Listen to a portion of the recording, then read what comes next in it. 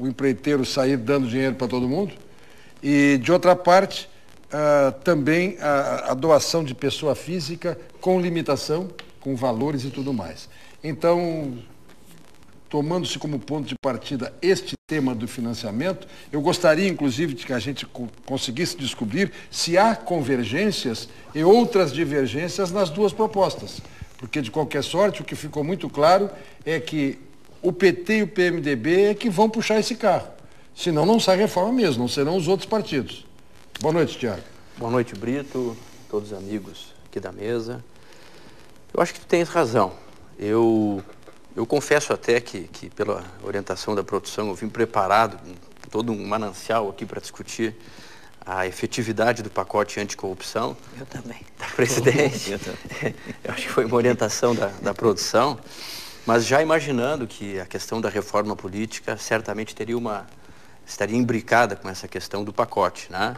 Eu gostaria só de fazer uma introdução em relação à questão do pacote, no sentido de que acho que ficou muito aquém, não é daquilo que o Brasil esperava. Esse pacote tem 7 pontos, não é apenas um, tem aplicação imediata, que é a regulamentação da lei anticorrupção. Os outros 6 pontos todos, não é, tem que ir para o Congresso, são projetos de lei, alguns já tramitam há muito tempo, né? Então, e realmente assim, me parece muito mais, Brito, uma medida que procura construir uma tentativa de deslocar o foco, que realmente é uma mudança de prática profunda do governo em relação a esse tema, do que propriamente... Eu não sei se tu... Uma foto muito interessante, em pleno mensalão,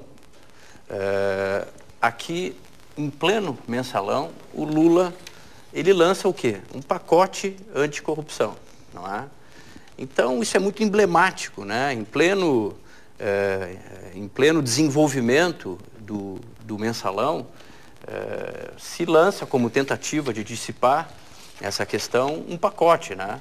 E o mais interessante, Brito, era que durante o mensalão o Petrolão já estava acontecendo, né? Bom, isso posto, eu queria dizer que eu acho que existe possibilidades de uma convergência na reforma política. Eu acho que essa crise que o Brasil está vivendo, ela realmente favorece uma construção de um consenso, de um entendimento em torno de uma reforma que possa mudar esse sistema que é considerado por todos insustentável, né?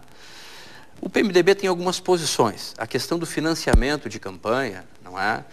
Eu não concordo com a posição do partido quando se refere à pessoa jurídica, não é? Me parece que a OAB tem um posicionamento muito interessante, que é o financiamento misto, né? A possibilidade de pessoas físicas também A proposta que eu achei mais interessante, ela combina o financiamento público com a possibilidade de financiamentos individuais, de pessoas físicas, tá? Mas com um teto. Eu acho que nós devemos estabelecer um limite, né, para que a gente não fique da forma que está hoje.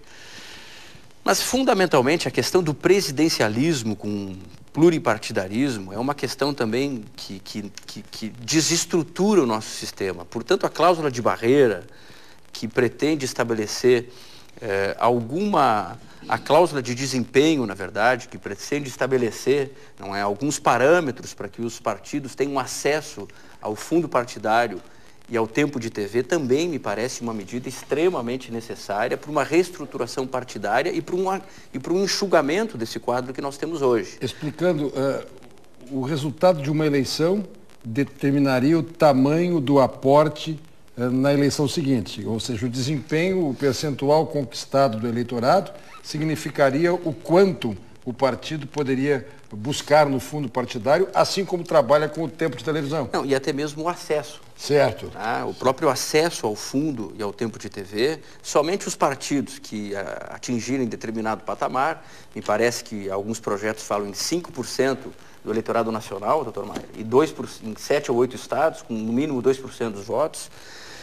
Isso enxugaria o quadro partidário desses 30 e tantos partidos que nós temos hoje para 7 ou 8, que me parece uma questão mais lógica.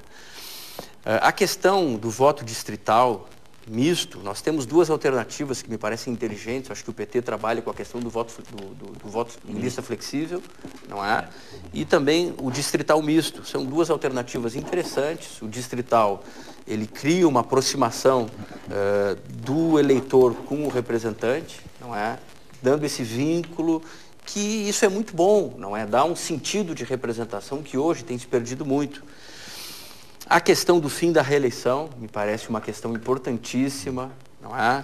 Ou seja, nós temos visto que, infelizmente, falta maturidade na democracia brasileira no sentido de resguardar o uso da máquina pública, né, de toda a estrutura do Estado a favor de um determinado projeto. Então, me parece que restringir a reeleição com mais um ano de mandato seja uma alternativa muito interessante.